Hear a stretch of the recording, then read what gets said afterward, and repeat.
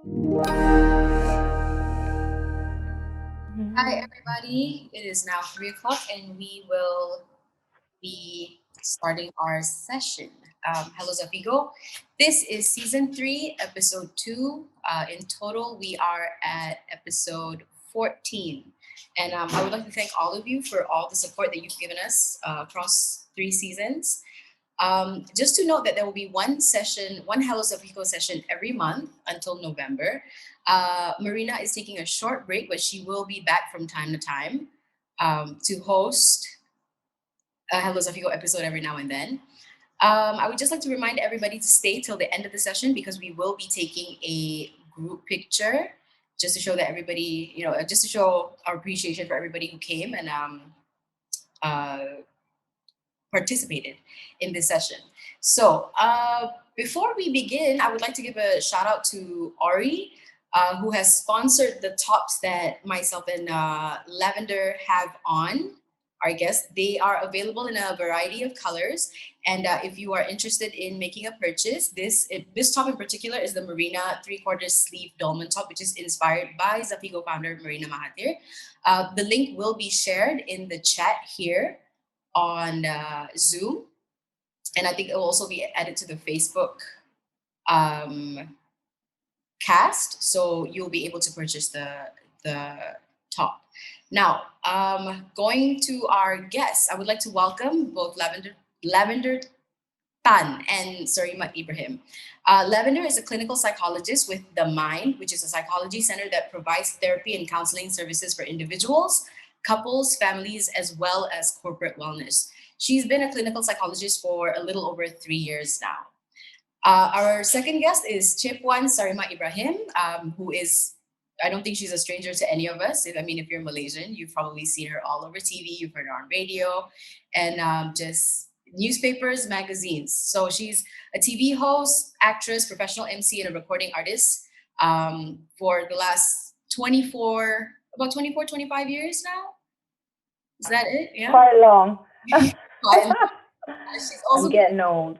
moderator in discussions and forums, both online and offline, focusing especially on topics related to mental health, women's welfare, and cybersecurity. Narima was the ambassador for Women's Center for Change in Penang, a cervical cancer awareness ambassador with MAPNA, and an active speaker with MIASA Malaysia. She has recently been appointed patron of MIASA, which is the Mental Illness Awareness and Support Association.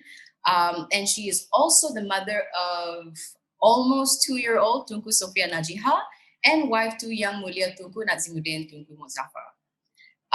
Before we go on to this session where we will be speaking about taking ownership of your health and well-being, I'd like to read out some recent statistics from the World Health Organization. Every year, 1 million people die of suicide, which is one death every 40 seconds. And it is predicted that by the year 2020, which was basically last year, the suicide rate will increase to one death every 20 seconds. Suicide is one of the 3 leading causes of death after heart disease and cancer. Depression and substance abuse contributes to more than 90% of all suicide cases. And in 2011, 1 in 10 people is said to have mental illness. But in 2016, it has increased to 1 in 5. And in Malaysia, the number of psychiatrists to patients is 1 to every 200,000 people. Now, it's never too early or late to take care of yourself and make healthy changes to your routine. So when you think, just so that you think, feel, and look the best for yourself.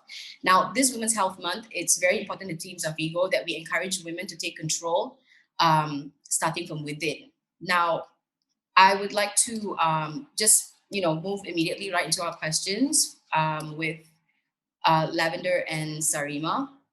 Now, let's start with the basics. Lavender, what are the different types of therapy available here in Malaysia? Okay. So I think like what you're asking about are therapeutic modalities, right? So a lot of people have heard of some of the mainstream ones, cognitive behavioral therapy, which focuses on your belief system and your perspective and how that affects your behaviors. But there are a lot of new waves ones like acceptance and commitment therapy, dialectical behavioral therapy. These are all evidence-based therapies. There might be some others that are alternative methods, but I think what we want to focus on understanding is that it's not necessarily about the modalities, it's about the clinician. So I think a lot of my clients or a lot of friends ask me like, oh, how do I know what's right for me? Should I go for hypnosis? Should I go for CBT? What you want to look for is a qualified clinician. So a psychiatrist, somebody who has been to medical school, a clinical psychologist or a counselor, both with practice-based master's or PhD, meaning they actually have practicum experience. They have experience working with people in trainings. So the key thing is that it's not somebody who maybe took one course in CBT and calls themselves a therapist, right? So that's what you want to be very careful about, because like this is what my director Joel says: just because you can change a car tire does not make you a mechanic. Yeah. So depending on the experience and the qualifications of the therapist, they should be able to look at your big picture experiences and identify the kind of techniques that will be useful for you. So all of these little modalities, they're just techniques rather than just the main and only way to treat a certain issue. Okay.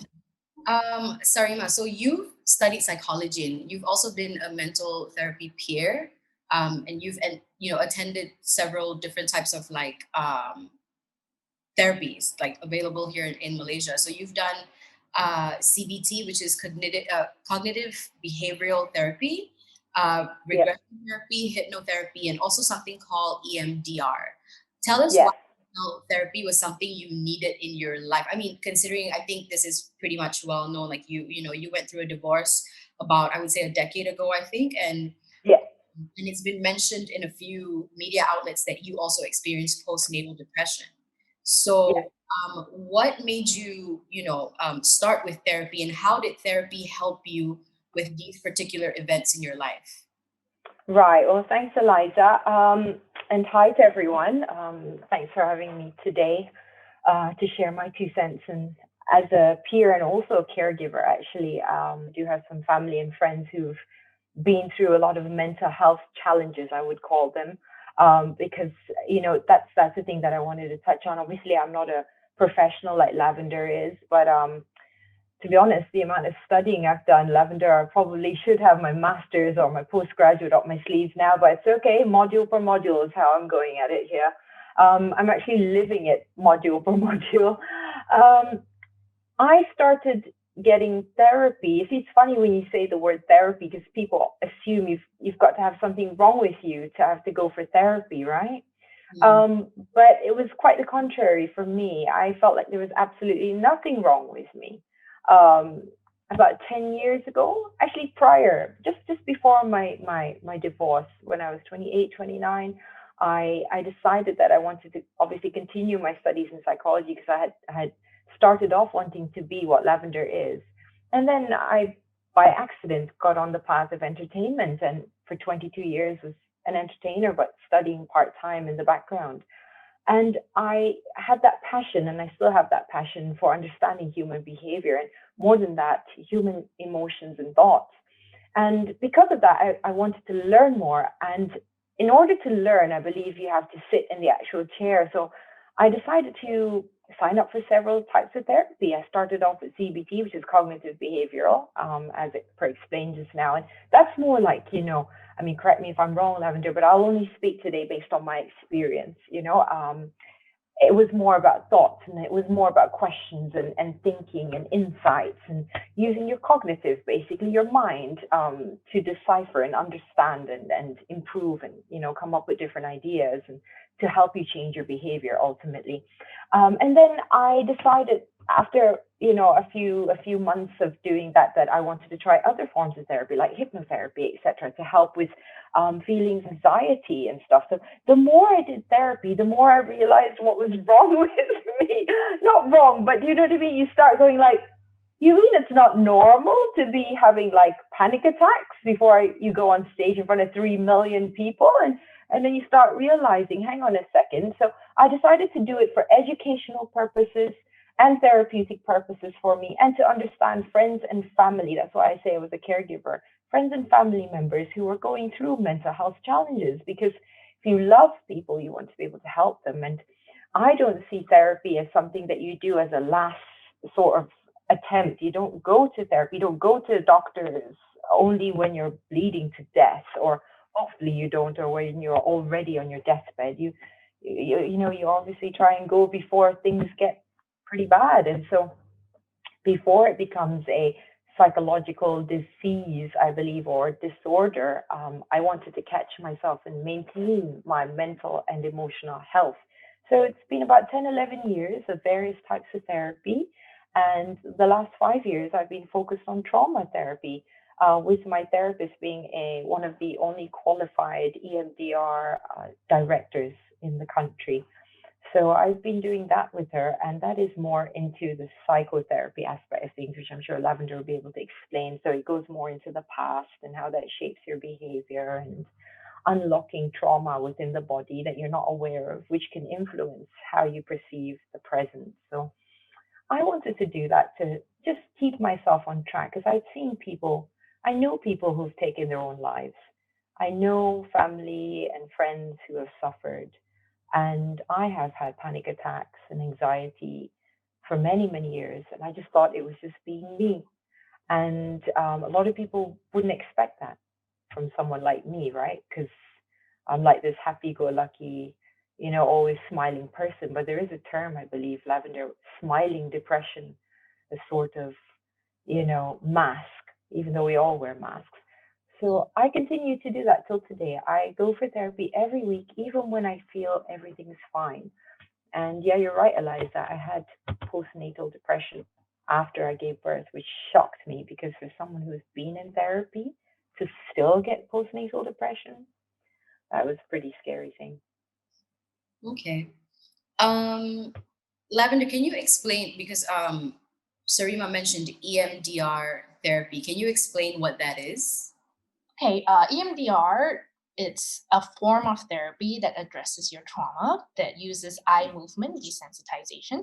So there's a lot of theories behind it, and the professionals who do it actually have to be trained in it and qualified in it. I think in Malaysia, it's not massive yet. There are only a number of professionals who are trained in it. And it's helpful for some, it's not helpful for everyone, the same way most therapy modalities are. Right. Okay. Now, Lavender, what seems to be the pattern with mental health struggles in Malaysians? That's a good question. And Sarima, thank you so much for sharing your experience. One thing that you mentioned was that, you don't want to only go for therapy when it's at the very last minute when you're bleeding to death. Unfortunately, that is one of the patterns that I do observe in a lot of the clients who come in. Typically, a lot of their issues have been ongoing for quite some time. So maybe right now they're experiencing symptoms of anxiety or depression. They can't get out of bed. They're not motivated to go to work. They just find no meaning, and they don't understand where it's coming from. And of course, depression doesn't just affect your mood, right? It also affects your ability to make decisions. It affects your ability to, learn or concentrate. They're saying things like, oh, I just don't understand. I'm sitting in a meeting, nothing is going in, right? And actually, when you speak to them, these things have been around for a very long time. It's not like, okay, it's been there for the past month and they noticed it. They come in when it's gotten so bad, they can't manage it. So that's one pattern that I notice is kind of prolonged suffering. Another pattern that I do notice is unrecognized trauma. So I do have a lot of clients coming in, and typically they're presenting problems are things like unexplainable panic attacks, right? Or I just can't concentrate at work, I'm not performing, I'm not doing well. But actually, when I sit down with them and we actually go through a lot of their history, what they've been through, a lot of things actually start to emerge. So, for example, individuals who witnessed a parent dying of a heart attack, growing up in like highly emotional conflict within their family, a lot of fights, a lot of emotional abuse. or even things like undiagnosed mental illnesses. That's an issue. It's a combination of the two patterns, right? So, for example, an adult might come in, and as we talk and we assess all of the symptoms, this person actually meets criteria for attention deficit hyperactive disorder. So, they have executive function issues, inability to focus on exactly one thing, or maybe they have a lot of hyperactive symptoms. So the problem is that because it's so prolonged, they actually collect a lot of trauma along the way, because like having trouble concentrating in class or having trouble organizing things in a certain way, it actually triggers a lot of bullying, or maybe in school, parents and teachers will actually put them down for being naughty or lazy or things like that. So they collect a lot of all these kind of dramas and traumas, and affects their self-esteem, the way they view themselves. So this is the general pattern that I do observe. Okay. Personally, I feel like a lot of Malaysians, and I mean, this is, purely just out of my observation. I feel like a lot of Malaysians tend to dismiss the need for therapy, and they seem to want to cope or find a solution or a distraction on their own. I'm not saying this is entirely a bad thing, but it may not be a good thing either. So, what are the pros and cons to this? I'd like for the both of you to kind of chime in on this. Okay. Well, shall I go first? Yeah. Yeah. I think that firstly, a lot of us use distractions to numb out from pain that we feel. And the distractions look, unfortunately, socially acceptable, such as constantly needing to work, constantly needing to achieve something. That can be considered a distraction too. And I understand that because that's where I have been before. And I'm still working on that. The need to fill the hole within with as many things as possible, be it traveling non-stop stop in the belief that if I go somewhere, that place will heal me, rather than going within and, you know, stopping the distraction and sort of just waiting. I mean, the pros, of course, of distractions, if you're asking that, Eliza, is, you would gain more in life in terms of traveling, and you would achieve, and you would have all the medals and the awards, and you'd become the CEO, and you get the money, and you get the 6 children, and whatnot. But the cons are there as well, and that's something that we don't really highlight in society, because we're all about go, go, go. If you want to be somebody, if you want to be fulfilled, you've got to go somewhere to heal, achieve something. One day you'll get there, and you're like, where's there? That's the constant question. So I had to learn to undo a lot of beliefs about achieving and doing. And I had to stop moving and stop doing in order to heal. And a massive amount of EMDR therapy and CBT therapy, and just generally sitting with my therapist in silence, and very uncomfortable, because I fill space with words to avoid feeling any of the repressed pain. And I think a lot of people do that. And if they're not filling it with words, filling it with thoughts. And if you're not filling it with thoughts and words, they're doing, they're moving. Unfortunately, in society, it looks like you're doing well. You're running another Ironman? Good job. You're half dead running it, but good job, man. But if you're substance abusing, what's wrong with you? So I always like to quote from Gabor Mate, a very well-known speaker, motivator, and doctor, who always says, ask not why the addiction, but why the pain. People go to something because they're trying to usually numb out or run or distract from something. It's just a matter of what you choose to be that something, and how long you can maintain that. So in our society, I think here in Malaysia, from all the talks and what I've realized as patron of MIASA, there's a lot of denial, and there's a lot of focus on achievement within our society. And if you've achieved a lot and you have a lot of money, you have nothing to complain about, because traumas don't exist in our society. You should be able to forget and forgive and move on. And that's when people distract with a lot of things, and kicks in the workaholism and the substance abuse and alcoholism, and you see all the social things and numbing out that happens. Right. Lavender? Yeah, I do agree. A lot of distractions, right? And like what Sarima mentioned about traumas not existing, that is so true. And that's part of the reason why a lot of clients sitting in front of me, they're presenting a problem is not, I was emotionally abused as a child. It's not, I witnessed my parent committing suicide. It's usually not like that. They come in and the things that they say is, I don't know why I can't focus at work, right? Like my brain's not working. So it is true that it's a little bit of a con in the sense that, we don't acknowledge the trauma. So when we actually get to the point in therapy of talking about these experiences that they've had, what they say is, oh, I didn't realize that was a trauma event because nobody talks about it. So my whole family just acts like it's normal, nothing's happening. So I think part of the reason people don't seek help is because to begin with, they can't acknowledge that they have been through trauma, right? So there's a lot of self-doubt when it comes to it. They will say, oh, why should I get therapy? I'm pretty privileged. I shouldn't be suffering.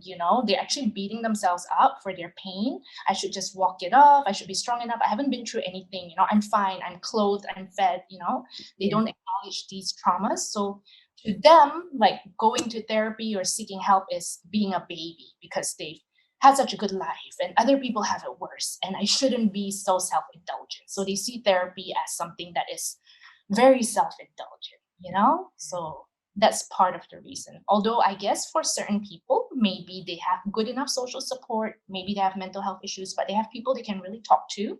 Ultimately, we are a more collectivistic culture than maybe some of the Western cultures. So in some cases, that is the case. You have good support, you don't need therapy, or maybe you have enough access to a lot of resources where you can learn and you can self-develop. So I'm not saying it's always a bad thing and it's always a must. Um, but as long as it's not a case of distracting or putting yourself down and telling yourself you don't deserve help and support. Okay. What is a good amount of time, or is there no, like, time frame to therapy? Like, how, like, if you're sick, and you have a bacterial infection, you go to a doctor, they give you antibiotics, and they, okay, it's a 14-day course, Mm, whatever, or you're supposed to do this for 21 days or 40 days or 6 months or whatever.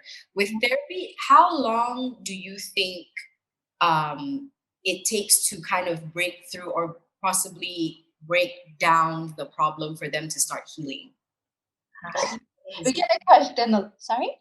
or even any results to begin with? Okay, so that's really difficult to answer because it depends on two things. It depends on the nature of the difficulties and their background, and also depends on the therapeutic goals. So, for example, certain people, their goals is a lot more behavioral, right? I want to be able to do A, B, C, and they're pretty straightforward goals. They're pretty manageable.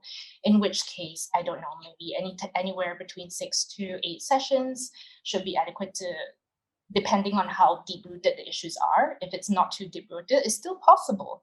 But then, of course, there are a lot of individuals who are looking for bigger, higher level changes in terms of just their entire perspective that can go on for quite some time.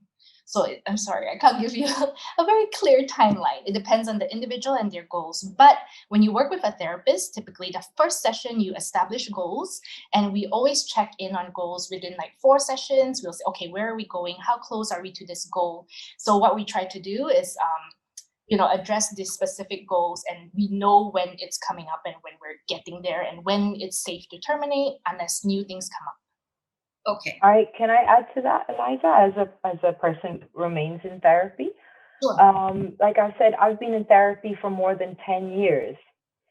Uh, so, and I've gone through various therapists and therapy, and I found some therapists to be not suitable for me. Some who push medication on to me, and that was not suitable for me. Some who tried to question me and use an analytical and logical way to set goals, and that didn't work for me because sometimes when you go into therapy, you don't actually have goals and you don't even know what it is that you need to change. Yeah. It's through the discussions and the crying and the tears and the breakdowns and the living that will actually reveal to you what it is that your goals are, because my goals today are totally different from even 4 weeks ago or 4 years ago. So there is no time, because the more therapy I did, the more I realized what it is that I wanted to work on. And so I had to look for a therapist and find the form of therapy that wasn't so much goal oriented for me. It was more for somebody to sit with me, speak with me, provide a safe space where I could trust to vent, speak, and allow my inner self, my, as you would say, your inner child, because we all are children in adults' bodies, you know, um, to be able to feel safe and speak. And therefore, I could then grow, because my inner child and all of our inner childs have experienced certain patterns and certain traumas in our lives that kind of got us stuck in those periods of time. And the way we cope with present problems is the way that 12-year-old would have still coped. So this is just from me personally. So I had a lot of younger me's trying to catch up with 43-year-old me and realize, hey, you're okay, you're safe now, so you can grow into yourself. And that's still ongoing. If it was a goal to say, like, I've got the speaking thing coming up in like 3 weeks' time, I don't want to have a panic attack, for example. Like, I don't have that now, panic and anxiety, but there was no goal set for me. It just, the panic attacks and anxiety disappeared the more I released through therapy my feelings and discovered who I was. And that's something about MIASA that I love, because it's not all just medical or, cognitive. We do a lot of talk therapy, there's a circle support group, there's a lot of peer support, and there's even spiritual support. So it's holistic. And we have a clubhouse where you can come and talk in a safe space and, get a lot off your chest. Because a lot of time people just want somewhere safe. Yeah. Now, so you've mentioned MIASA a couple of times now, and MIASA is hold on, let me see, is the Mental Illness Awareness and Support Association. That's right.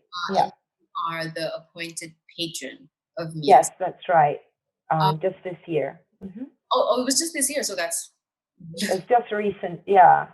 Yeah. Okay, so tell us more about MIASA and how you came to be involved with them. Okay, so a couple of years ago when MIASA was formed, I started working with them more as a celebrity, like spokesperson. So when they wanted to talk about mental health, because I had been studying it and I'd been in therapy, I shared my experience. This is before I got pregnant.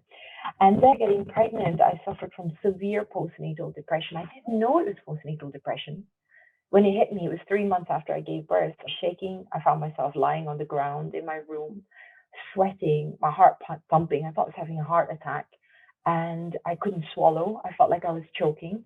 And then I felt like my life was going to end, and I didn't understand why. So I didn't go like, this is postnatal depression. It was more like, I think I'm going to die. What's happening? Why do I feel like I've swallowed like some sort of like, why have I got so much adrenaline that's pumping through my veins and fear? And then I was battling, like Lavender said, with this like, but you have nothing to worry about. You have a healthy child. Everything's good. You shouldn't feel bad. And then because I have a background in psychology and I studied therapy, I said, I got to call my therapist.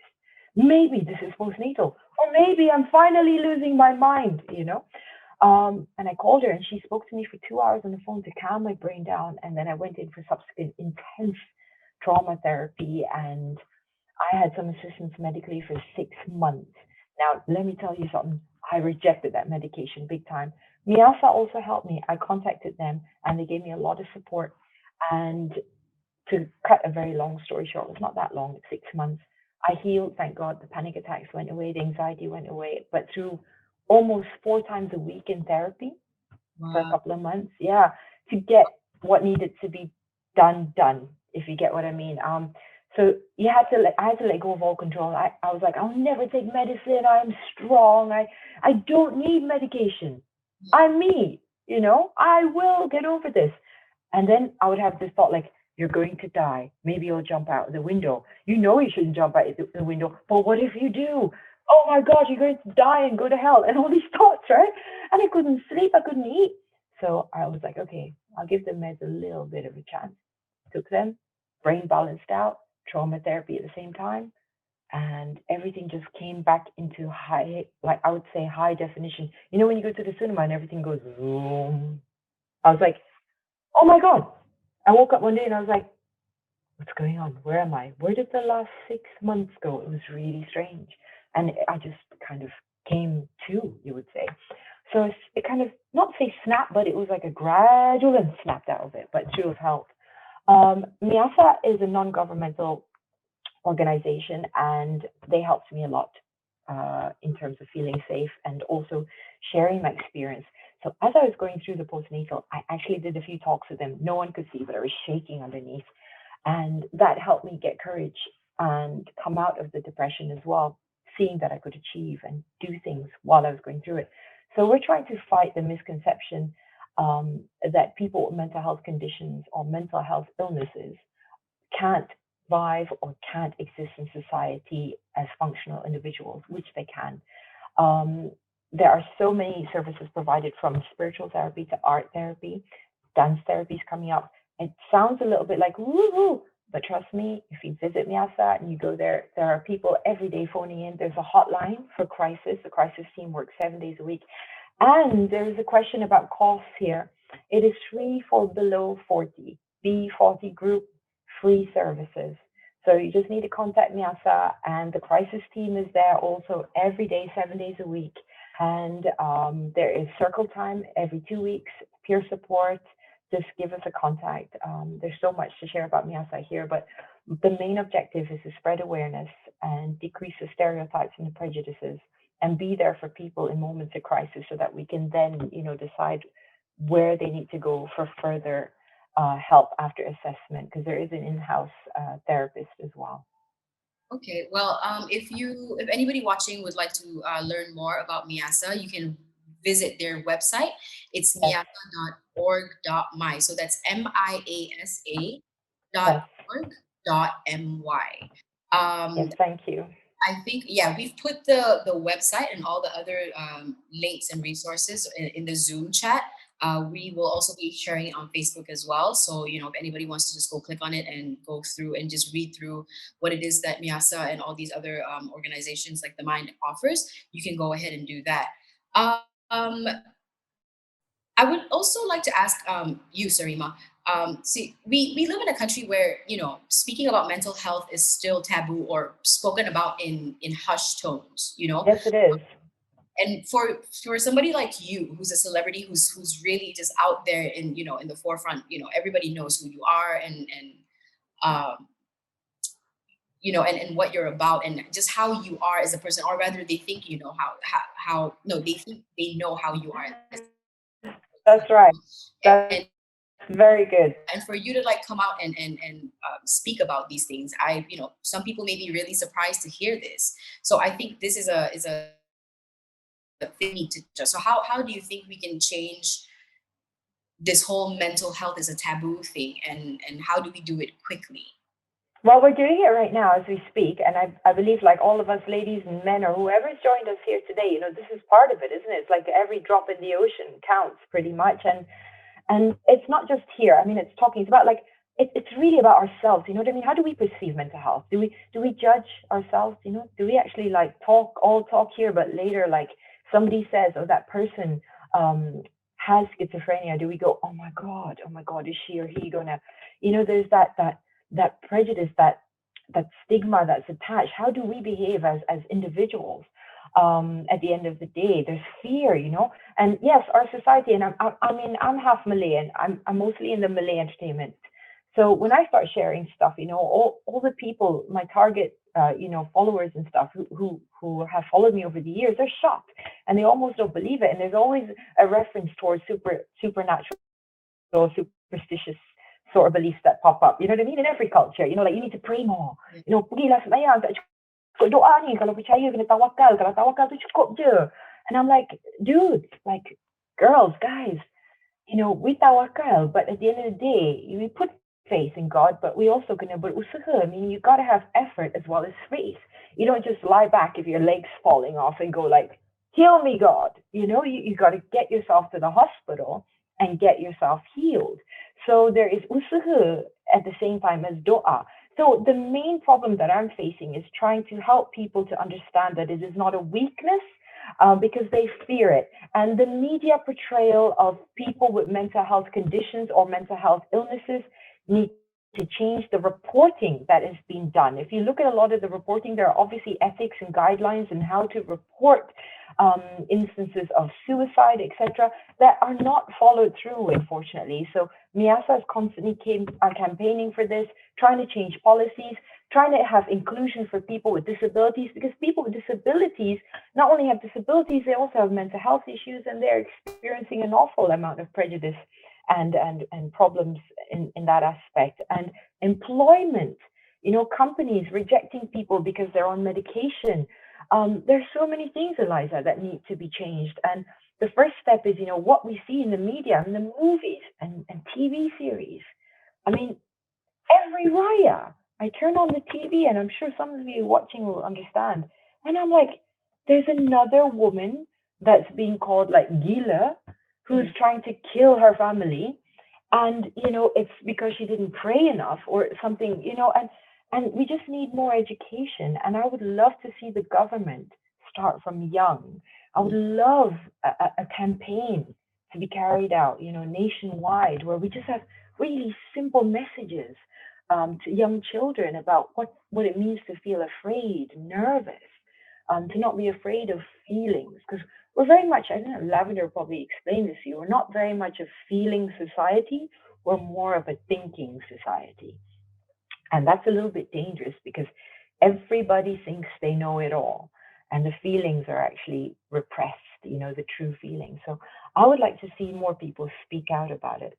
And then on that, talking about speaking out, there are some celebrities who've come out and spoken up recently, but they too need some guidelines because oversharing as well is dangerous too for everyone. You don't want to be telling people what medication you're taking and too many personal details. Share, but have the boundaries there too, to protect yourself. Okay. Now, regarding the price of therapy in Malaysia, personally, therapy is something that I go through. Like I go for therapy with a counselor and stuff like that, and I consider myself quite blessed to be able to afford therapy because let's face it, it's not particularly cheap, especially here in Malaysia, and it's not covered by insurance either. So um, Right. deters Malaysians from getting the help that they need. So Lavender, what do you think it would take for the rates for like price of for therapy to go down to make mental health therapy and counseling more affordable to Malaysians? That's a very good question, actually. And you're right, it is a huge barrier for a lot of people. The reason that therapy is expensive is because, training, continuous learning, psychological tools, all these things are expensive. And just because the field is relatively new in Malaysia, resources are not abundant yet, but actually I feel quite optimistic about it. I do see a lot of progress in terms of government sectors. A lot of hospitals are hiring more professionals as much as they can, so there is some growth there. A lot of NGOs are doing great work, like MIASA, MMHA, Souls Health. So these organizations make therapy more accessible to a lot of people in different levels of financial abilities. And even for us in private sectors, we work a lot with corporates, huge corporations, to provide therapy as employee assistance programs. So regardless of your level, even if you're a fresh grad, at an executive level and you're still struggling to kind of find your footing, at least this is an allocation that's available to you. And this actually opens up a lot of access to people. It's just that maybe sometimes people are not aware of what's available to them. So I do think that awareness is key. The more that the field grows, the more that acceptance and awareness grows, it increases accessibility for everybody. So as individuals, maybe what we can do is just try to share more resources. So a lot of mental health professionals are trying to put valid information out there so that people can learn about it, can talk about it, what it actually means to have this disorder or that disorder, or what these symptoms mean. So actually talking to your friends about it, having these kind of discussions, that's very important. Or if you feel like you have some relatively manageable difficulties, but you want to improve yourself, or maybe, like Sarima said, you're looking at self growth. If you're open to it, you can even seek therapy with a trainee. So that way you're contributing to the growth of the number of professionals. Right. That's right. Eliza, can I just add that MIASA services are free for B40s, and also for those who need food, drinks, and hygiene products, you can register at MIASA. So that's what we're doing to help on our part. It's a collaboration with the Lost Food Project, and sometimes we work with One Moment for them, and they offer free therapy to B40s as well. So like one peer gets like 5 free sessions, etc.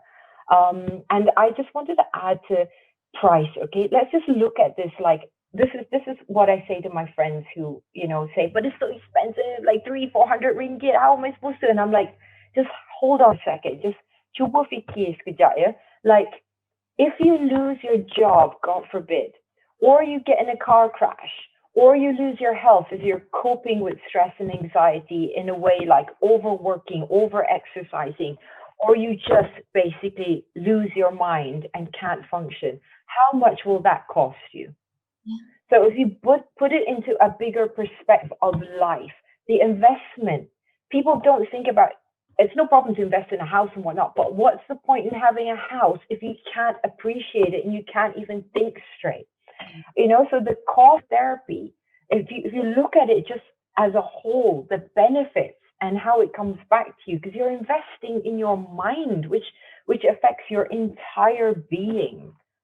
So that, I don't think, I mean, if you look at it in the bigger scale of things, it is just an investment back into you and your family. Yeah, that's a good one. Yeah. There's a question there, Eliza, about something that happened recently with Yeah, we'll get to questions in a bit. We're about to open Q&A really soon. Great. But just, there was this article that I read on the New York Times, which I think we will share the link to the article in the chat as well and on Facebook. And the name of the article, there's a name for the blah you're feeling. It's called languishing. So for people who, have not really, they're not entirely depressed, but they're not happy either. They're not pre-COVID happy. So there's like this little lull that we're all, I think, kind of in. So Lavender, how can we manage languishing? I love that article. So many of my clients have brought it up because it's so great to have the language to just describe how we're feeling. Question, yeah. I think begin with the first step with languishing is getting to a certain level of acceptance for our emotions. Like you guys talked about just now, right? We are a thinking society. We're not okay with having these emotions. A lot of my clients will say, at least I kind of like I have a job or I have a roof over my head. There are much less privileged people, so I shouldn't be feeling this way. I should be more productive. I should be using this time to work on this project and that project. So there's so much self-criticism just for experiencing languishing, and I actually feel like that is a big portion of why we're feeling that way. So to begin with, accepting that, yes, of course, there are people who are suffering more than me, but it is okay for me to also be mourning the loss of my regular life. I'm mourning the loss of being able to go out and spend time with my friends, right? Or for certain people with their families out of town, that is actually a significant loss to not be able to see your parents for a whole year. It's okay for you to be a little bit down about that. So I think that's the start, to actually give yourself some self-compassion. So important, and like such a struggle for everybody that I've met. That's step one. And step two is what I've been working on with a lot of my clients as well, is just to find small joys as much as we can. In our regular lives, we have so much to look forward to. We have our holidays, we have our promotions, big weddings, these kind of things. We don't really have that anymore, or we don't know when we can get it back. So just in your day-to-day life, taking a walk around the neighborhood with your partner, patting the neighborhood cats. If you're too tired, too languishy to do a HIIT workout, it's okay. Maybe a nice yoga class with somebody like an instructor whose voice you find soothing. So that's one thing, finding little things, connecting with others, finding ways to give back, any little ways that you can give back to charity to make you feel connected, to feel like you are helping other people. That's a good way to, I wouldn't say combat languishing. I think just address it a little bit. I don't think it's something you can get. Yeah. Okay, well, that's all the questions that I have for you guys, but we do have questions from our readers that we're taking here on Zoom. So for future sessions, to everybody who's watching, if you want to ask our speakers questions, our guests, sign up to the Zoom sessions for Hello Zafigo, and we will take your questions as we go. Now, for this session, Marina actually has a question for, I think this is for Lavender. Are there gender differences in access to therapy? Do women go to therapy more than men? Okay, I think statistically there is a gender difference. They say women are more open to talking about their feelings and more open to seeking therapy. There is toxic masculinity. There's this perception like, oh, you should just man up, not talk about it. But in practice, I actually see an equal number of clients. I am not sure if it's just because women are more open about telling everyone else that they go to therapy. You know, yeah. So I'm not sure about that. The second question that we have is also from Marina. She says the recent cases of sexual harassment in schools, obviously the school counselors are failing the students, but these are obviously traumatic events for them. So how do you think therapy can help kids who go through these things that we've recently discovered? That's a very good question. I am not so sure whether school counselors are failing them because I'm not 100% sure all of these schools have school counselors. Yeah. Right. So that's one thing to think about. Maybe either the schools don't have school counselors, so they don't actually have access to school counselors in the first place, or secondly, maybe the school counselors are overwhelmed. Maybe it's one counselor to like God knows how many students, right? Yeah. Or maybe the school counselor is inhibited by the school system, where if the principal does not allow you to support the student, what can you do, right? But in terms of how therapy can support them, the way that children interpret things, it makes them very vulnerable because for children, right, they are quite egocentric, meaning that they are mostly able to see things from their perspective.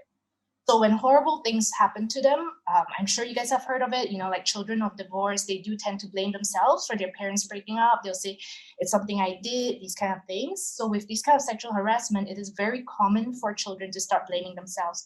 Was it something I did? Was it the way I dressed? Was it something I said? So therapy is very important in helping them see that, this is not their fault and it is the fault of the perpetrator that they went through this, and to have support and to have somebody listen to them and feel like their feelings and their thoughts and their feelings of anger and upset are valid because they may not get that elsewhere. Yeah. Okay. Yeah, Eliza, can I add to that? Because I actually posted something on my social media about what happened with the recent rape cases and the jokes that were made at the school, etc. And I experienced 2 full-on days of constant bombardment of messages from people in society, unfortunately, men defending other men, saying that it is the fault of the woman, and a lot of victim blaming. And I think that is very much prevalent in our society. And that's possibly why it happened to begin with, because we live in a society. I can't blame patriarchal societies because there are many patriarchal societies in the world where that would be unacceptable. I think it's boundary setting issues. We don't seem to have boundaries placed around what's acceptable when it comes to discussing sex or sexual issues in our culture. And I think that's because we shy away from discussing it. So all we know is what is bad, what is good, what is sin, what's allowed. And when that happens, there's like a blurry sort of like, nobody knows, like, is this okay or not okay? And then finger pointing. So if there's a joke made, it must be the teacher's fault only. And then he goes, well, women dress too sexy. And I had this whole debate on my social media page, and I realized that there were a lot of men who were answering with defensiveness, not because they actually believe that it's okay, but because they felt helpless. They were like, what can we do? So I feel like we need to empower men more to get support for their mental health issues or just their mental health, so that we can come out of this society where there's this whole like hush, don't go see anyone, you're fine, you should be strong as a man, so that men can go somewhere productive and safe to deal with their, instead of turning to pornography or alcoholism or any other addiction, etc., to cope in a negative way. And and I realized when I said to the men and my followers online, guys, you're the protectors of us women, just to see what they would do. Their whole perspective on it shifted. It was no longer about blaming the way women dressed. It became, oh, we are. Okay, then. That's not acceptable, that joke. If anyone said that to my daughter, I'd go and smack him. And I was like, wow, so maybe they need to be empowered more, you know? So I always believe in empowering people rather than saying there's something wrong with you. You know, go take care of yourself. Get therapy, not because there's something wrong with you. Go get therapy because you deserve it for yourself, you Yeah. know? And I'm so not a feminist, like, men are wrong. I don't believe in that. I'm half Irish, half Malay, and I've grown up in both societies where there's different religions and different ways for men to be raised, and I still come down to men need as much help as women, and we're the same. We want to connect, and men have lost the ability to connect in societies like ours, and they need to learn how to reconnect with themselves so Yeah. that they can have empathy and compassion for women. Actually a really good way of looking at it, because I think a lot of times, even when people respond to such social media posts, whether it's on Twitter, whether it's on Facebook, um, you do find a lot of times people are like, oh, but what was she wearing, what was she doing, things like that. That sort of mentality, I think, really just needs to kind of be unlearned. Mm. you know Yeah. just It's just like drug addiction, when if you look at the commercials in the cinemas or on our TV, I cringe. I mean, they show this drug addict as this like disheveled person who's lost, and I'm like, no, most drug addicts are educated people who have money, and you know, they're totally not like what's been depicted, and the same with, unfortunately, rapists and an awful lot of cases right now with sexual abuse and raping, and everyone's kind of going, "Oh my God, the person must be crazy," and I'm like, "No, they're not crazy. They're yeah, just they've this is formed over many years of conditioning and lack of boundaries, and also unresolved trauma, etc. Not to justify the action at all, of course, but you can't just say the drugs are to blame, or a person's lost their mind. We need to start looking as society into preventing rather than just and reprimanding. yeah, This person raped someone, throw them in jail. In 5 years, they come out and they go and rape again. What about rehabilitation and, mental health itself? Lavender, I mean, what do you think? I mean, I really feel like, the system that we have at the moment is not serving us. It's kind of like creating a cycle and a loop of self-defeating helplessness. Yeah, it's true because there's so much victim blaming, right? There's so much focus Mm. on the people who are receiving this, and then it continues like hurt people, yeah, right? yeah. It's definitely a cycle. Mm. We have a few more questions. There's one from Liana Khairudin, who says, can you comment on the need to advocate mental health, especially to those who feel that they can't afford professional therapy? Most people will attempt to self therapize through running or shopping. That itself can be an addiction. Yeah, I think we kind of addressed that in the questions earlier, Liana. I hope that Lavender's and Sarima's answers suffice. Moving to our next question from Vivian Lee. She says, I get asked to recommend good therapists all the time. Could you list some resources here? Actually, one psychiatrist, oh, she says, because actually one psychiatrist for 200,000 people of the population is really sad. That figure doesn't include psychologists, though, right? No, it doesn't. I believe there are fewer Mm. psychologists, in fact, than psychiatrists. Right, okay. Let's see. Moving on to the next question from Hanani Damiri, who says, sometimes we do tend to be self-critical and judgmental towards ourselves. How can we incorporate self-compassion more in our daily lives? Oh, that's a really good question. That's a good question. Can This is a tough one, right? Yeah. Well, to begin with, I think we are often self critical and judgmental partly because we grew up with that kind of messages being thrown at us. Maybe we hear that a lot. That's one thing, right? So you want to start noticing, where is this voice coming from? Who has told me this when I was growing up? Is it fair? Are these comments fair? That's one thing. Another thing is that people think that being self-critical and judgmental actually makes them better. That's what people say. I have to push myself, otherwise I'll just be lazy. I won't get anywhere. That's not really true. I like to use the analogy of a marathon, right? So let's say you sign up for a marathon, you have to run, I don't know, it's like 32 km or something crazy like that, right? 42, yeah, 42 km. Why do that? Yeah. So like say you're running the whole No. km, and the whole time you're telling yourself, oh, you're so fat, you're so lazy, what is wrong with you? Everyone's beating you, you're so useless, faster, faster. How would you feel while you're running that marathon? Well, demotivated, obviously. Yeah. Yeah. Right? And then even when you get to the end, I don't think you've experienced much joy. At best, you feel relieved. Yeah. Yeah. The mental exhaustion in addition to the physical pain that you're feeling. Yeah, no, for sure. Yeah. And then there's the whole like, you only want to do it to prove to others that you could have done it. So it's not coming from like an internal sense of joy. I mean, I was growing up, I was bullied in Ireland for being Asian. I was bullied here and called Badak Chiluk because I wouldn't say fat. I I don't was think I've ever seen you fat. cute.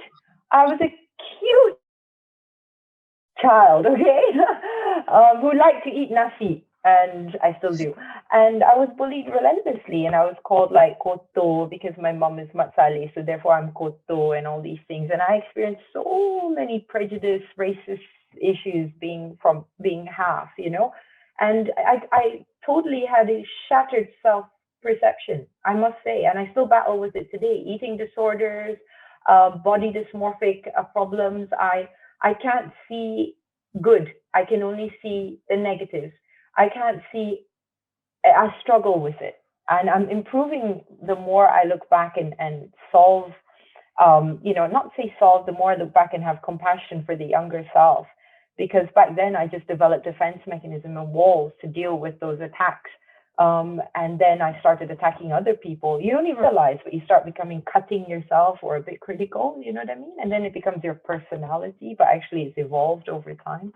And I self-compassion to me is not necessarily going somewhere on a hill and meditating or, I'm going to go to the spa for 3 hours. I think self-compassion is like allowing yourself to make mistakes and be a human being.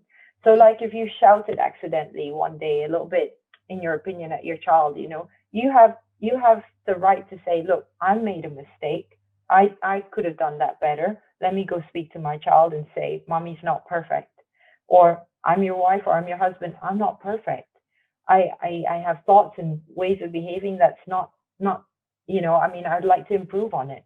And that's self-compassion to yourself, not being like, oh my God, you failed. Why didn't you do it better? But that comes down to the whole thing we said in the opening of this talk, which is we are an achievement driven society rather than a connecting and, feeling society. And that's where the problem is, I feel. Yeah. Marina has a comment on what was said earlier about empowering men. She says, unfortunately, when men view themselves as protectors of women, it often expresses itself as curbing women's freedoms in the cause of protection. I think there needs to be respect for women, that we have agency and we need to be empowered, which, Oh, we definitely do. But in order for we need to have power in ourselves. We don't take power from another person. So you don't allow someone to take power from you. But another thing is, why does somebody feel the need to put somebody down, even if it's under the guise of protection? Usually it's because they themselves feel small or down themselves. Because it's very rarely, if you're feeling empowered yourself, that you want to put someone else down. Do you know what I mean? It's if you're feeling angry and bitter and like a lack of something in yourself that you need to actually put someone else down so that you feel higher than them. It's also a cultural thing, a culturally ingrained belief that, protection perhaps equals repression. But that is culturally appropriate to a certain extent. And again, like I've seen it in Ireland and I've seen it in Malaysia. So it's not about like Asian or it's just done in different ways. It's very subtle in some countries and it's very obvious where we are, perhaps. Yeah. But I mean more like when I say asking men to protect women, I mean empowering men to see that they don't need to repress women, Mm, that we can be equal, that you don't have, we're not up here and men are here, and therefore you've got to go up here. It's just, let's just be, together here on this even keel. But that takes an awful lot of, we got to start with school, we got to undo from now today. Like I'm worried for Sophia when she goes to school. I have to decide which school to send her to because I want her to learn about Malaysia and then speak Malay, speak Bahasa, but I want her also to learn that she has value and worth as a girl and as a woman to be. So yeah. there's like it's a very difficult line, where we are here in Malaysia, but we keep the dialogue going. I always say don't defend back because if you fight back, no one can hear you. It's how you speak to Yeah. people to get the message in. So if men are saying something that's, you know, against women's freedom or equality, there's no point in shouting back, I believe. You can just speak so that it goes in because no one can hear when their brains shut down because they've gone into defensiveness. Yeah. Okay. We will be extending the session for about, I think, another 10 to 15 minutes. Um, because, Zafigo is all about empowering women and encouraging women to explore and learn and improve themselves through travel. How do you think, travel, especially solo travel, impacts one's mental health and whether or not it helps, um, you know, improve. I know it doesn't fix, but how, what are the pros to um As helping? in the pros of like traveling or coping, like using travel. Well, travel, I can only say personally for me, when I went through my difficult times in my life, I would do 13 episodes of a show and then hop on a plane and I would travel by myself independently. And I would join groups of people. And I've been to Italy twice and Japan twice. And that was my way of learning more about myself independently, seeing the world. Thank God I had the means, alhamdulillah, to be able to, not everybody can afford it, I understand. And I was fortunate. I saved from my jobs and I saw the world and I met other people. And what it gave me was different perspectives. So I believe that the pros of traveling for me as a woman, especially in terms of emotional distress, was being able to step back and have a different perspective and say, hey, the world's much bigger. Look at those cherry blossoms on that tree. And look at that old person standing there with their grandchildren. You mean, hang on, it's not all about me? You mean the world's much bigger with much more culture, much more food and things to be experienced than just tears and sadness. And that's what travel did to me. And I absolutely cherish those weeks that I had to just walk around cities by myself with my little bag and just be alone and talk to the local people and literally smell the coffee and the flowers Mm, without, anyone else. And I felt strong, I felt empowered. However, the cons that I have observed, and I could blame myself a little bit, not blame, but I've seen myself leaning towards it, is running away and using travel to escape problems. So I think it's okay if you're like, say, going to therapy or you're addressing the issues where you are, and then going away for a perspective or to learn something new, but not to expect where you go to change your life for you or to heal you. And some people do use that. I do know people who can't stay put. They're like, next flight, next flight, next flight. And I say, why? And they're like, because I can't stay here. I can't cope with what's going on. yeah. So maybe that's a con, just that. Okay. Lavender, how about you? Okay. Well, I feel like Sarima says, as long as it's not being used as a distraction, it can actually be a very powerful act of self-love. Especially as women, our lives is always like, oh, serving other people, helping your kids or your partner, and at work we're expected to perform as well. So a lot of women that I know, they don't actually carve out time for solo travel. It's Mm, like family holidays where they are basically working because they have to pack the bags for the kids, make sure the kids are fed, make sure everybody's taken care of. So when they travel in that way, it's not really relaxing for them as well. So like what you describe of solo travel or traveling with your girlfriends, it can really be an act of self-love to say, I deserve this, I deserve spending money and time on this. It doesn't matter how far you go, as long as it's time that you take for yourself to take care of yourself. Okay. There are no more questions from the audience, so I will ask you the question that we asked all our guests here on Hello Zafigo, and that is, if you could give our participants one advice you've learned through your experiences in life, what would it be? You want to go first? Yeah, you go first, Lavender. Go on. All right. I think for me, I would say stress management is energy management. It took me some time to learn about this, juggling like working with kids while in training at my practicum and taking care of family members who are unwell. All of these things was so exhausting. And then I realized actually, if we manage our stress, our mental health is our resource. Our energy, our sleep, our state of mind, that is what we are working with. So a lot of people will tell me, I'm too busy, I can't rest. I'm too busy, I can't go for therapy. I'm too busy, I can't take a break. Well, yeah, but if you don't do these things, you might be working for 12 hours, but you're much less productive. You might be physically there for your partner or your friends or your family, but emotionally, you don't have the capacity to connect, to really help them. So at the end of the day, it really starts from within. If you don't have your resources in check, you're not really helping anybody. Right. No, that is, I think, basically the quote of the month. Stress management is energy management. That is gold. That's absolute gold. I think that's something that everybody needs to kind of look into for sure. Sorry, Ma, what about you? Um, yeah, I mean that's great, Lavender. I just feel so compassionate for a lot of the mums I know. They just their energy is so depleted. Do you know what I mean? And they perhaps don't have a spouse or a support system that will even allow them to manage that time for themselves. So I would say to add to yours, if you can do stress management, that is the way to go, of course. But if you find yourself in a situation in your life where everything's kind of gotten on top of you, there is no time for you to even manage. Just sort of like take a deep breath within yourself and ask you, the real you, are you being you? And this helped me.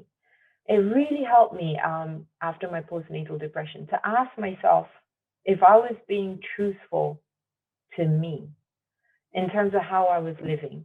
Have I taken on, and am I just agreeing to be a people pleaser? Am I staying in this job because I want to achieve and look amazing and have more followers? Am I exercising only because I'm scared I'll gain weight? And what does that mean to me?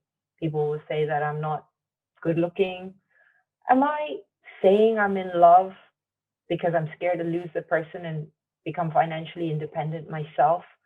Like, ask those really hard questions to you so that you can really live the life for you.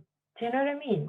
Because I realized I was living a life for very many versions of an ideal me for many years until I started realizing that the true me was somewhere squashed underneath. So, but I had to stop and go like, I don't really want to do this job. I don't even really like this person that I'm hanging out with. Like, why am I doing this? I'm sure you guys know what I'm talking about here. When you have those moments where you're like, why did I even agree to come to this event? Like, I hate being here right now, And I only came because I want to impress so and so. Like, really ask yourself, like, are you living for you or are you just living for others? And then, from there, work it so that you stop adding more and more to you that you can't cope with, so that you can manage your time, manage your stress. You will find more time for you because you know who you really are then instead of who you think you are. Okay, that's a lot of gems dropped by the both of you. Yeah, I think that brings us to the end of our session. I would like to thank both of you, Lavender and Sarima, for giving me your time, for giving all of us, here watching on Zoom and on Facebook, your time, your Saturday afternoon. Thank you also, all our guests, everybody in the audience for joining us. A huge thank you to Ari for, again, sponsoring the tops that Lavender and I have on. Mine is in blush pink. Lavender's is in Oh, I want one. Can I have the blush pink, please? How do I get it? I think Ari will be really happy to send you one. That's for sure. The Yes. is We Are Ari. That's WeWeRare. Ari AURI.com. And Okay.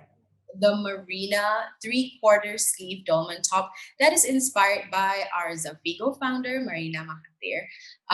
Once Cool. everybody, I think now would be a good time for everybody to turn on your cameras so that we can just do a little group shot really quickly. So Oh, we can see everyone now. everybody show your beautiful faces. Cameras on.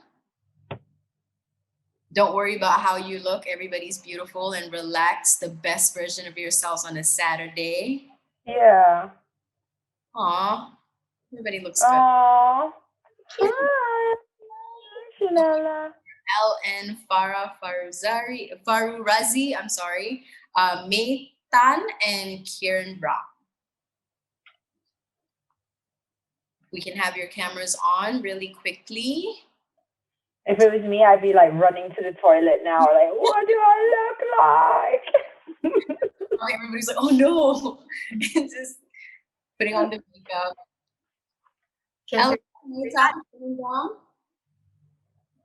Last call. Oh no. Last call at the ladies. I'm sorry, Ellen. Okay. Privacy. Aww. Oh no. Okay. That's so cool. I'm gonna take a photo too. Yeah, please do that. May, Kieran? Yes, no? Last call? Okay, that's fine. I think we'll just go ahead and do the group shot. Everybody's smiley face. Oh, Wang Ho, there's no camera either. Okay, that's fine. Okay. Perfect. Thank you so much, Sin. Thank you, everybody, for spending your Saturday afternoon with us on Hello Zafigo. Thank you. Check into zafigo.com to find out when our next session will be. There will be one session held every month for the rest of the year, all the way up till November. I hope everybody has a good weekend, and we will see you again soon. Thank you for joining us. Thanks, everyone.